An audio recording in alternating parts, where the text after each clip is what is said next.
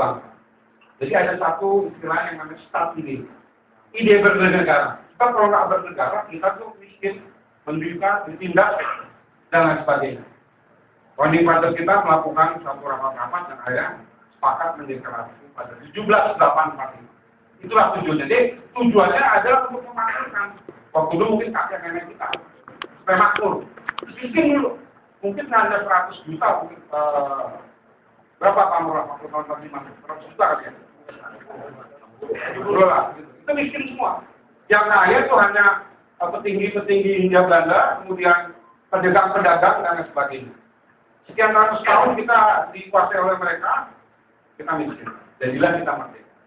Nah, kita merdeka dalam proses segala macam. Tujuannya adalah waktu itu. Nah, oke. Tujuan nasional kita harus berdasarkan Pancasila. Supaya kita bisa makmur berkeadilan. Dasarnya adalah bahwa kita negara melindungi kita bersama-sama untuk menunjukkan itu. Tapi dalam prosesnya ternyata banyak peperangan, banyak perselingkuhan, banyak proses-proses, bahkan Undang-Undang 45 diamandemen dan sebagainya. Akhirnya kita melihat sekarang keadaan bangsa taruh-taruh. Proses sebenarnya kalau kita katakan sekarang ini kita lihat dagang sapinya Pak Pres dan segala macam. Kita ada proses bukan sesuai dengan cita-cita proklamasi pada para founding father kita. Itu bukan ini sebenarnya waktu ini. Tujuannya ada mufakat. Jadi apa yang mau kita lakukan, mari kita mufakat. Ini enggak orang dulu. Syukur-syukur kita di sini masih ada tantelan, yaitu Insinyur Joko Widodo dan kemudian dari itu Yusuf Kala. Masih untung. Yang lain itu enggak, yang kita bingung.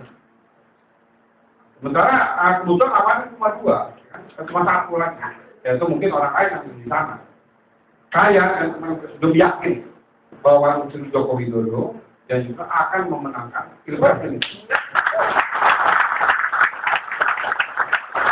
Kenapa? Karena beliau berkata yang paling cocok yang paling Joko Widodo kalau bukan di PDI, di Golkar dia nggak bakal jadi sekarang. Nggak akan populer karena dia di PDI. PDI itu bagian daripada fusi yang namanya TNI. Kalau dilihat berfusi TNI, Kapindo, Katolik jadi satu partai. Dulunya adalah udah berubah juga ya. Dan dulunya itu adalah partainya Bung Karno. Jadi otomatis Joko Widodo akan mengalami ajaran-ajaran Bung Karno. Betul, ternyata Trisakti dan lain sebagainya. Nah, kemudian kita bicara Yusuf Kala. Ini adalah Mustasar PD, ayah pendiri NU di Sulawesi Selatan. Beliau juga. Nah, ini pun dia terikat pada itu daripada Hasyim Asy'ari.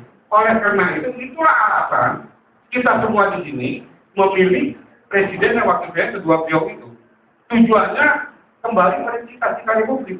Kalau yang lain mungkin tidak sama dengan cita-cita tahun 45. Jadi kalau yang lain menurut Pak Bapak mengkhianati daripada prinsip berdirinya negara ini.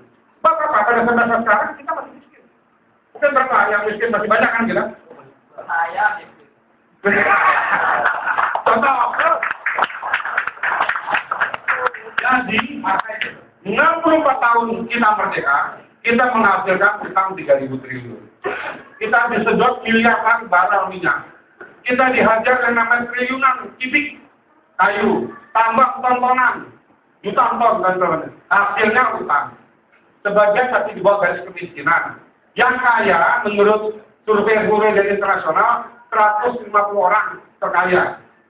Jadi dia punya kekayaan 18,8% dibandingkan seluruh rakyat Indonesia. Bayangin. Jadi yang sekian ratus tuh diwakilkan mereka. Kemudian menurut survei salah satu lembaga riset, yang punya kekayaan 30 juta US di Indonesia itu hanya sekitar 6.000 orang, 6.000 keluarga. Bayangkan, kalau yang di atas 1 juta US atau equivalent dengan sekitar 66.000. Jadi kalau kita jumlah di 150, tambah 6.000, tambah 66.000, itu tidak lebih dari 100.000 orang. Bayangkan, itu hasil pembangunan kita hanya itu aja gitu. Ya, padahal yang namanya Soekarno, Hasyim Asy'ari dan kawan-kawan tujuannya memerdekakan itu supaya kita makmur sejahtera. Bukti masih